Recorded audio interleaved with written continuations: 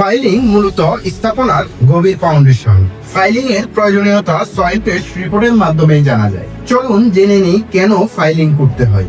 প্রথমত, ফাইলিং ভবনের ভার বহন করে এবং ভবনের লোডকে মাটির শক্ত স্তরে পৌঁছে দেয়।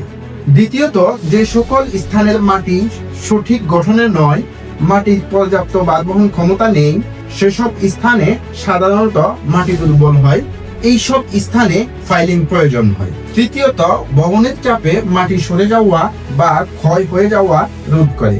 আমাদের দেশে সাধারণত দুরকম ফাইলিং সবচেয়ে বেশি প্রচলিত। একটি হচ্ছে প্রিকাস্ট ফাইল, আরেকটি হচ্ছে cast in situ pile. Precast pile আগে থেকে তৈরি করে সাইটে আনা হয়। এর আকৃতি গোলাকার বা বর্গাকার হতে পারে। কাস্ট ইন সিটু পদ্ধতিতে সাইটেই ফাইল প্রস্তুত এবং স্থাপন করা হয়। এই ফাইলটি প্রথমে নকশার লেআউট অনুযায়ী বোরিং করে তারপর লোহার খাঁচা ঢুকানোর পর ঢালাই করে নির্মাণ করা হয়। এর আকার সবসময় গোলাকার হয়ে থাকে। কাস্ট ইন সিটু ফাইল নির্মাণে কংক্রিটের কাভার অর্থাৎ মূল ঢালাই থেকে রড কত ভেতরে থাকবে সেটার পরিমাপ 3 ইঞ্চি হবে। সয়েল টেস্ট ও সাইট পর্যবেক্ষণ করে কোন ধরনের ফাইলিং লাগবে এই ক্ষেত্রে ইঞ্জিনিয়ারের সিদ্ধান্তই চূড়ান্ত।